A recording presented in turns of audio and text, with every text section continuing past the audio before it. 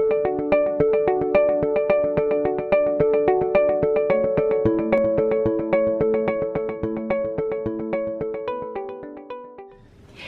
and welcome to the next in the series of diabetes awareness session videos.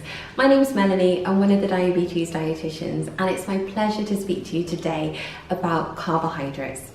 So as Kath mentioned in one of the earlier videos, carbohydrates are the main nutrient that has the ability to directly impact blood glucose levels.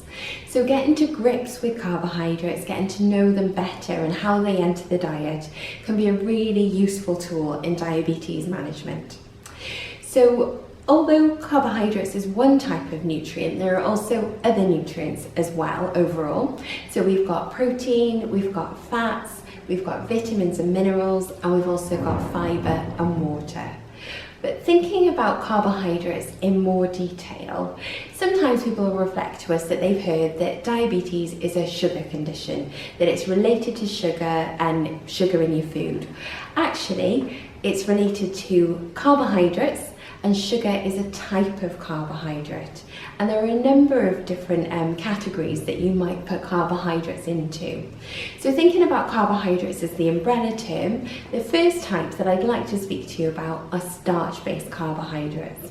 So they're things like your breads, your pasta, your rice, your cereal, your oats as well.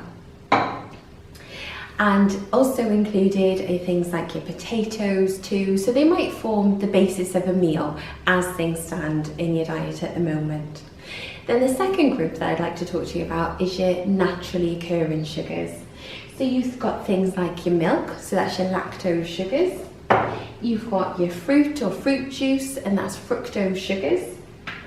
And you'd also have things like yogurt, and also honey would sit in this section as well as the natural sugars. And finally, the third type is the added or processed sugars. So these foods might be things that have been through quite a lot of processing, they've had sugars added to them during that process. So they're things like your sweets and chocolates, your cakes and biscuits, might be some of your desserts, your pastries as well. And fizzy drinks, full sugar fizzy drinks would also be included in this section. And the reason that we mention them as types underneath this carbohydrate umbrella term is because it's to do with their structure.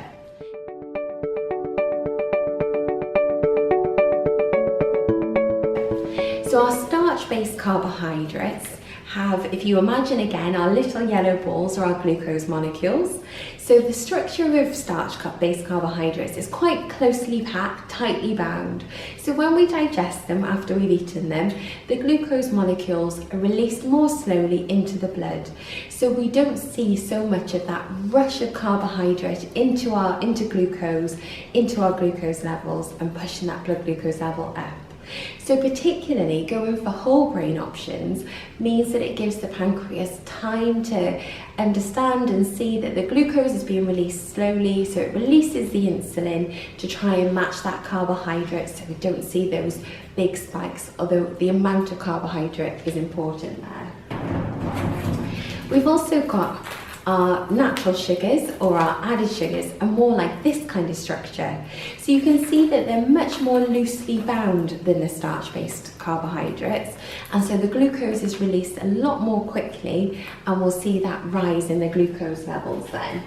So if I hold the two together, the structures really are quite different, and the time that the glucose takes to break down varies differently there.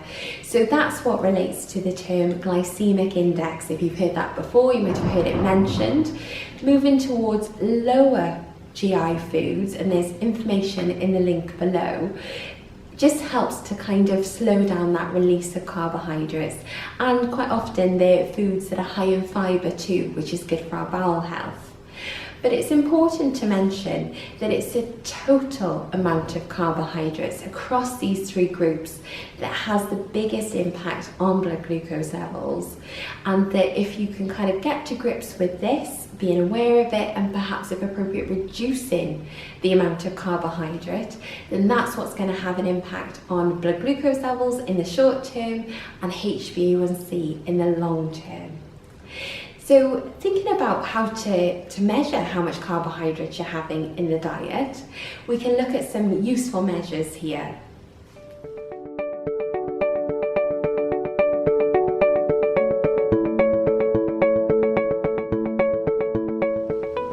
So you might think about your carbohydrates in portions. Now we think about portions of carbohydrates as approximately 15 grams per portion. So for example, you might weigh out your carbohydrates. So here we've got some oats and they're 25 grams in weight, but 15 grams in carbohydrate value. And we've also got some dried rice here, which again is 25 grams in weight, but 15 grams in carbohydrate value. But it's worth mentioning here that you might have more than one portion of carbohydrate at a meal time, but this is just what one portion looks like.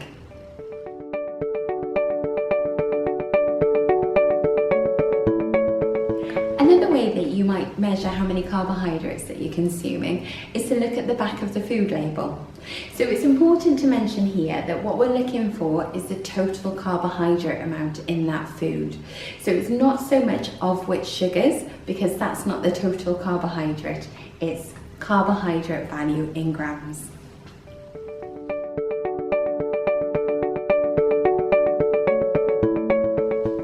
You might also think about carbohydrates as a measure in the hand.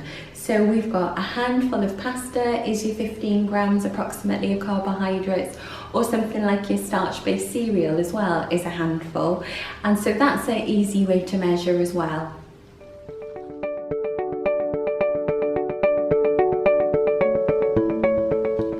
We've discussed what a portion of carbohydrates might look like, but quite often as dietitians we'll get asked, how much carbohydrate can I have?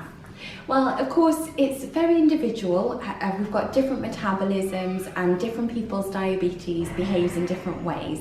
However, a moderate amount of carbohydrate intake is a range from 130 grams per day to 225 grams per day. So that might be made up of your balance of different types of carbohydrates. So as we mentioned, you've got your starch-based carbohydrates, you've got carbohydrates that come from natural sources as well. So that might be your fruit and vegetables, for example, or your dairy or milk. And then we've also got the carbohydrates that come from your processed sources or your added sugars as well. So it's again thinking about that total picture and how much that adds up to. So because of the influence of total carbohydrate in supporting diabetes management, it could be valuable to work out how much you're having and consider where your number is in relation to the values we've just discussed. And one of the tools that might be useful in doing that is Carbs and Cals. So it's available as a book and also as an app. And as you'll see, there's different pictures of foods. So you might have spaghetti bolognese for tea, and you might be able to then visually see, oh yes, my portion looks like this measure here. And the Carbs and Cals book will tell you how many carbohydrates roughly are in that plate of food. So it could be useful as well to use the app when eating out and about. And so a large portion might be this 136 grams.